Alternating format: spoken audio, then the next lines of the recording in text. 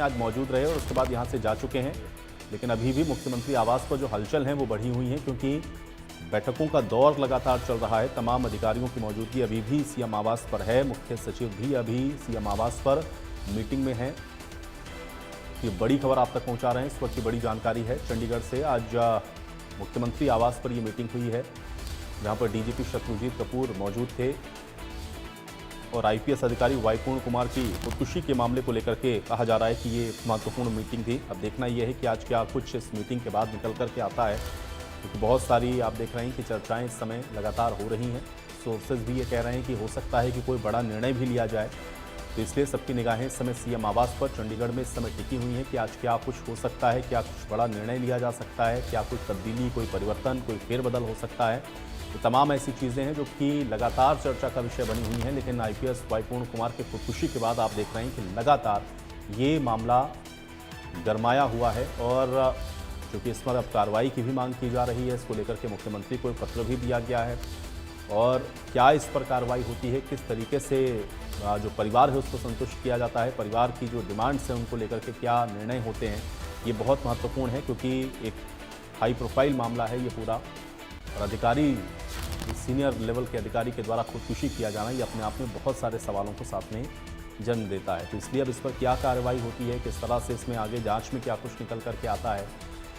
जो तमाम तरह के आप देख रहे हैं कि आरोप लगाए जा रहे हैं, जो बातें सुसाइड नोट में लिखी हैं या फिर जो शिकायती पत्र मुख्यमंत्री को दिया गया है, ये तमाम चीज़ें ऐसी हैं जो कि बहुत महत्वपूर्ण हैं। और इसलिए सबकी निगाहें इस समय सीएम आवास पर हैं कि आज क्या कोई बड़ा निर्णय हो सकता है। जिन निर्णयों की आप देख रहे हैं कि लगातार चर्चाएं इस समय हरियाणा के अंदर हैं। सोर्सेज ये भी कह रहे हैं कि कोई बड़ी तब्दीली, कोई बड़ा परिवर्तन भी हो सकता है। तो क्या आज ही वो होगा? तमाम ऐसी चीज़ें हैं जिस पर सबकी निगाहें हैं। लेकिन ये बड़ी खबर आप तक पहुंचा रहे हैं। आज सीएम आवास पर यह बेहद महत्वपूर्ण मीटिंग हुई, जिसमें डीजीपी शत्रुजीत कपूर मौजूद थे, मुख्य सचिव की मौजूदगी। तो आईपीएस की खुदकुशी मामले को लेकर के लगातार एक एक अपडेट हम आप तक पहुंचा रहे हैं। और एक बार फिर से चंडीगढ़ का रुख कर लेते हैं। साहिल लगातार इस खबर पर बने हुए हैं। साहिल, क्या अपडेट है अभी फिलहाल इस पूरे मामले को लेकर के, इस मीटिंग को लेकर के, इस घटनाक्रम को लेकर?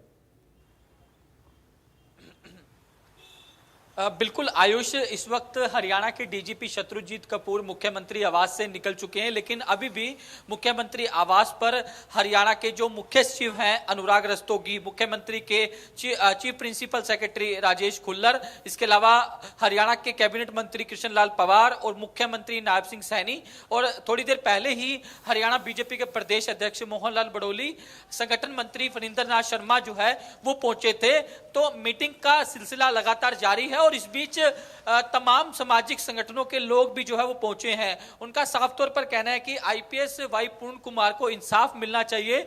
जो उनकी पत्नी ने शिकायत दी थी, जिनके अगेंस्ट उनके खिलाफ सख्त एक्शन होना चाहिए। फिलहाल इस मामले को लेकर लगातार मीटिंगें जो है वो मुख्यमंत्री आवास पर चल रही हैं। और इस बीच जो है शत्रुजीत कपूर जो हरियाणा की डीजीपी हैं वो यहां से निकल चुके हैं। तो कहीं ना कहीं कुछ ना कुछ तो बड़ा निकलकर सामने आएगा।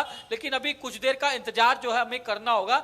लगातार मीटिंगों का दौर जो है वो जारी है। हम भी खुद मुख्यमंत्री आवास पर काफी देर से मौजूद है। पल पल की अपडेट जो है हम अपने दर्शकों को बता रहे हैं कि वाई पूर्ण कुमार मामले में सरकार किस तरीके से क्या कुछ कर सकती है, कौन सा बड़ा कदम बिल्कुल साहिल, लेकिन एक चीज थोड़ा और साथ में अपडेट करें, क्योंकि इसके पहले जब मैं आपसे बातचीत कर रहा था वो तस्वीरें भी दिखा रहे थे। एक जो हम लोगों ने देखा कि सामाजिक कार्यकर्ताओं का एक जो डेलीगेशन पहुंचा हुआ था, क्या उनकी मुलाकात हो रही है मुख्यमंत्री के साथ? मुख्यमंत्री के साथ बातचीत शुरू हुई है? क्या जानकारी अभी इसको लेकर?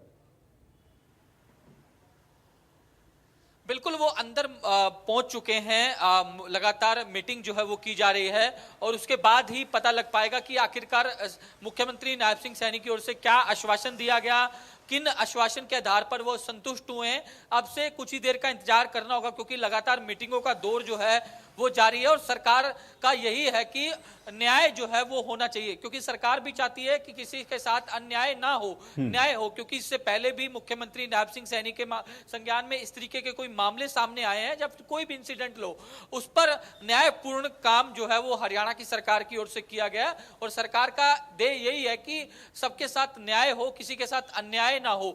तो इसी को लेकर मंथन लगातार चल रहा है और मीटिंगों का दौर जो है वो जारी है। कैबिनेट मंत्री कृष्ण लाल कृष्णपाल पवार भी अंदर मौजूद हैं। कुछ देर बाद वो जब बाहर निकलेंगे तो हम उनसे जानने की कोशिश करेंगे, पूछने की कोशिश करेंगे कि आखिरकार मीटिंग के अंदर क्या रहा, क्या सरकार स्टेप उठाने वाली है और क्या कदम जो है वो सरकार का आगे आने वाले दिनों में हो सकता है।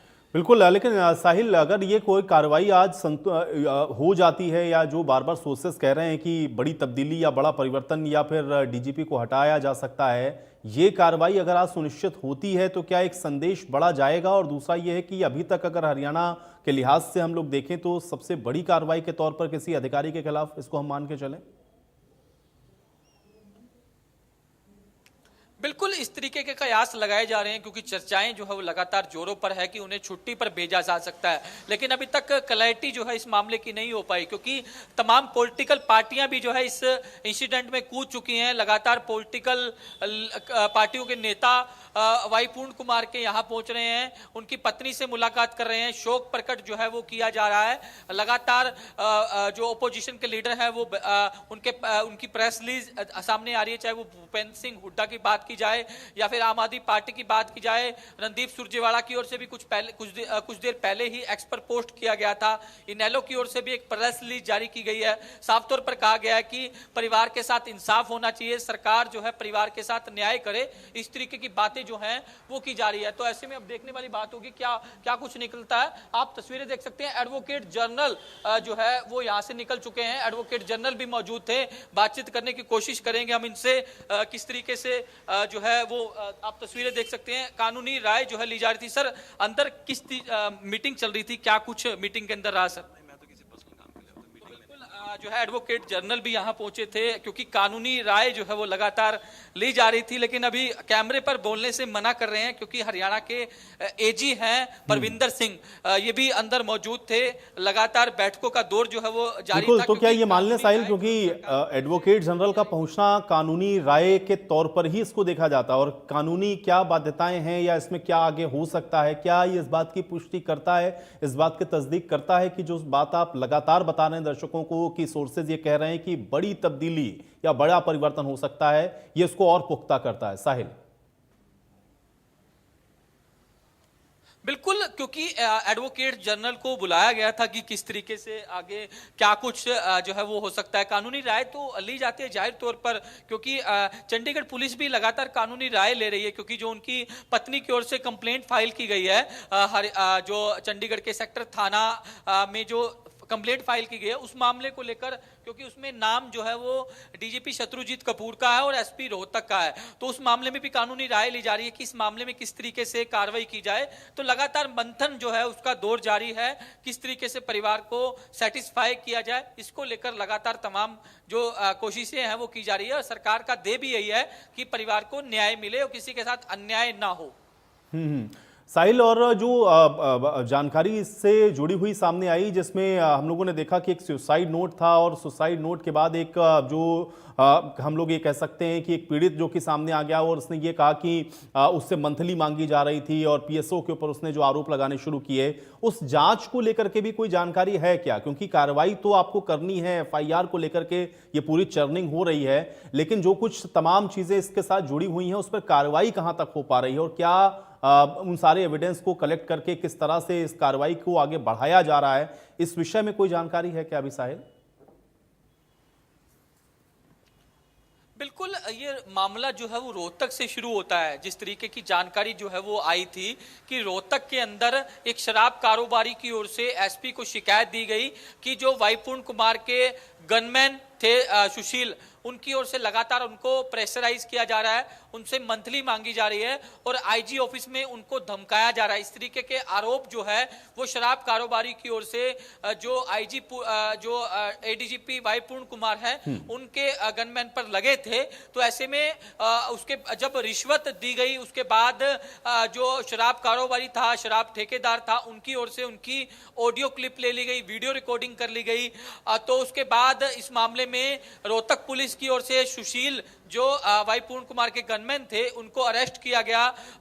जब अरेस्ट किया गया तो उनसे पूछताछ की गई, तो पुलिस यही बता रही है कि उन्होंने वाई पूर्ण कुमार का नाम का जिक्र किया। इस तरीके की बात हम नहीं, लेकिन रोहतक पुलिस जो है वो कह रही है। उसके बाद से ये पूरा मामला शुरू होता है और उसके बाद उन्हें जो है छुट्टी पर भेज दिया जाता है। तो ये पूरी तहकीकात जो है वो लगातार की जा रही है। इसी को लेकर जो है वो लगातार सवाल भी उठ रहे हैं बिल्कुल। कि तो कुल आखिर मिलाकर के अभी तो सीएम आवास पे बहुत ज्यादा हलचल है, तो साहिल लगातार आप उस पर नजर बनाए रखिए। जैसे ही कोई अपडेट होती है हम आपके पास वापस लौटेंगे और आपके जरिए दर्शक ये जानेंगे कि क्या हो रहा है। फिलहाल के लिए बहुत शुक्रिया इस तमाम बातचीत और जानकारी के लिए। अगली